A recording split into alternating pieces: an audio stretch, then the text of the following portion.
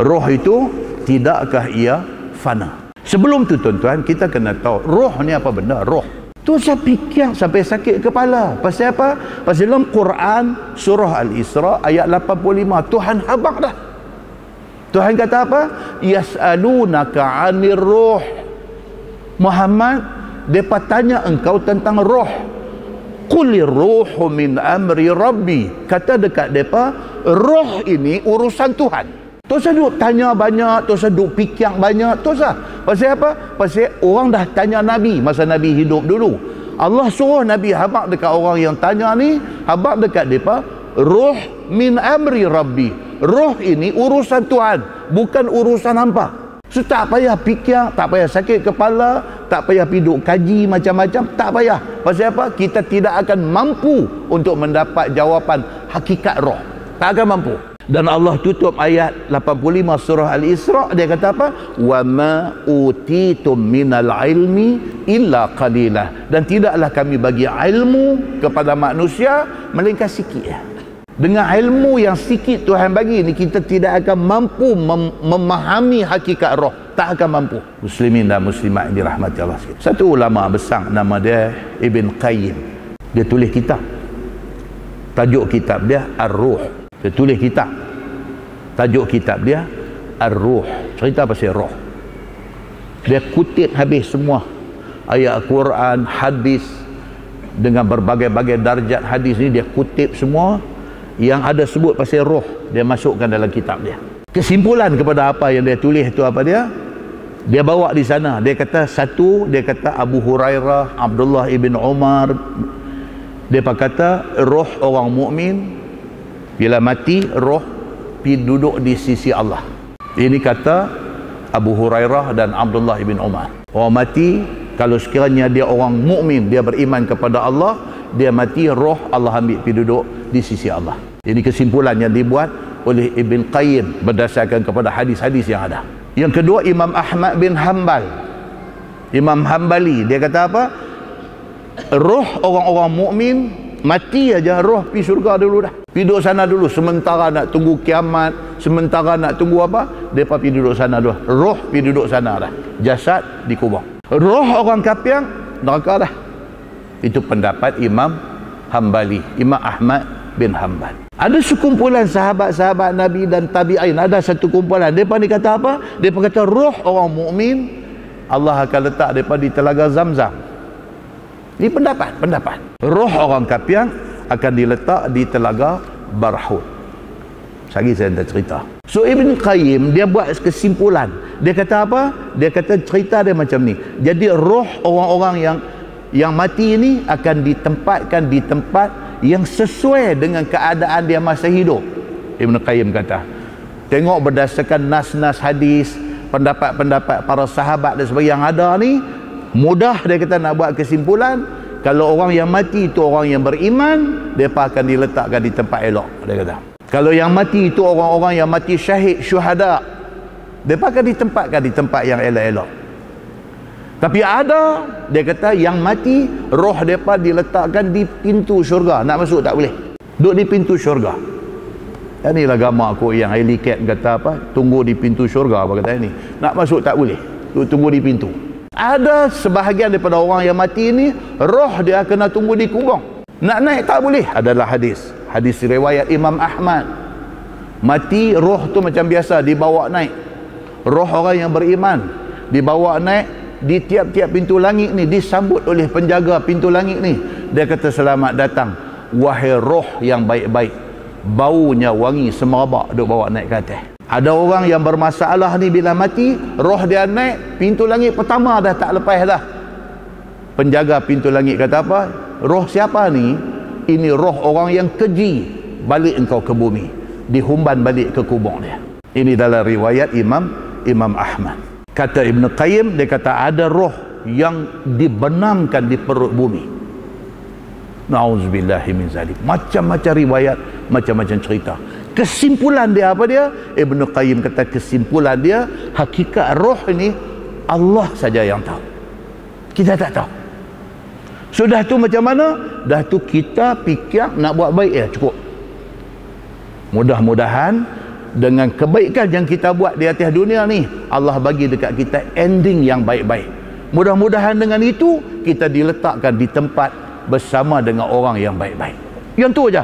Tak payah duk fikir jauh-jauh, duk kira ni duk mana, tak ada guna. Hang fikir hang tu bagi jadi baik, dan hang dapat segala kebaikan yang disebut di dalam hadis Nabi sallallahu alaihi wasallam.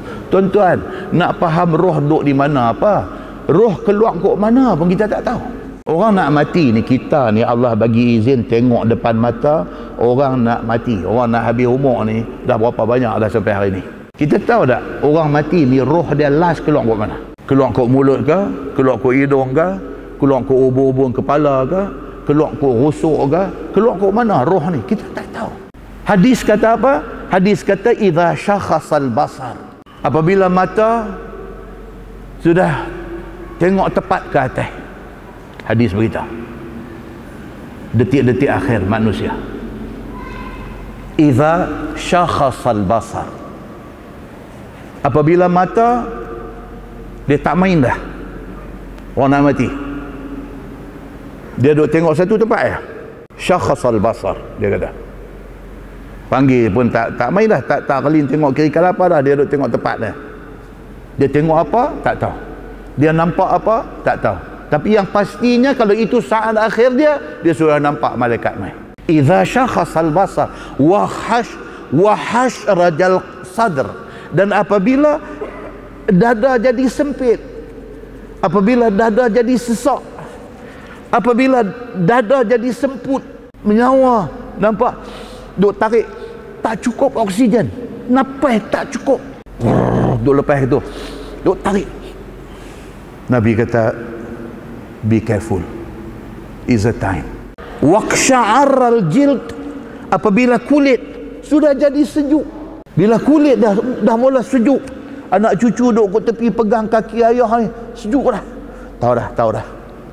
Pegang tangan, sejuk, pegang. Waqsha'arral jild. Apabila sejuk kulit. Wa tashannajat al-asabi'. Nabi kata apabila jari-jari sudah mula krem. Anak duduk sebelah pegang tangan ayah ni, pegang, krem lah. Apa tuan-tuan? Dia tengah dua sakit, sakaratul maut, dia tengah sakit, tapi keluar kok mana? Allahu akbar, Allahu alam, Tuhan saja yang maha mengetahui. Tuan-tuan nak sembang apa, kata roh pergi ke mana, roh keluar kok mana pun tak tahu. Pada ketika itu Nabi kata apa? Man ahabba liqa Allah ahabballahu liqa'ah. Pada waktu tu, pada waktu mata dah duk tengok tepat, pada waktu dada dah mula sempit, tidak boleh bernapas, oksigen tak ada, sedangkan life support duk ada ni, tapi tak boleh menyawa. Life support, oksigen dah bagi maksimum, tapi tak boleh bagi dia menyawa. Doktor duk golek kepala dah. Doktor kata dah maksimum dah. Life support ni, duk support nak bagi dia hidup, nak bagi dia menyawa ni, dah bubuh volume maksimum, dia tak boleh menyawa. Apabila badan dah jadi sejuk, apabila jari dah krem, pada masa tu Nabi kata apa? Man ahabba liqa Allah ahabballahu liqa'ah. Siapa yang pada masa tu hati dia seronok nak jumpa Allah, Allah seronok nak jumpa dia.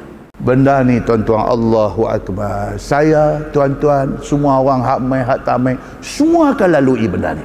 Sangat mengerikan tuan-tuan, sangat menakutkan keadaan itu. Kita helpless.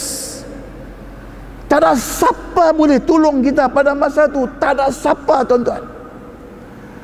Jangankan suami, jangankan isteri, jangankan mak, jangankan ayah, jangankan anak-anak yang sayang kita separuh mati, jangan doktor pakar yang paling pandai pun tak boleh nak bagi extension nyawa dekat kita, walaupun untuk 1 second. Pada masa tu kalau kita orang baik, ahabba liqa Allah, hati kita akan seronok nak jumpa Allah. Ahabballahu liqa'ah, Allah seronok nak jumpa kita. Tapi kalau pada masa tu man kariha liqa Allah, siapa yang dia tak mau jumpa Allah pasal dia tahu dia bermasalah, dia tahu dosa penuh atas kepala dia, atas belakang dia, dosa dia dengan orang, dosa dia dengan family, dosa dia ambil duit orang, dosa dia rasuah, dia tahu dia orang yang bermasalah, dia tak mau mati. Pasal apa? Pasal dia tahu bila mati dia akan jumpa susah yang lebih menakutkan. Man kariha liqa Allah, Nabi kata siapa yang tak mau jumpa Allah dalam keadaan itu, karihallahu liqa'ah, Allah tak mau jumpa dia. Maksud dia apa? Allah tidak akan ucap welcome kepada dia pada hari mati dia. Muslimin dan muslimat yang dirahmati Allah, hadis sahih riwayat Imam Muslim.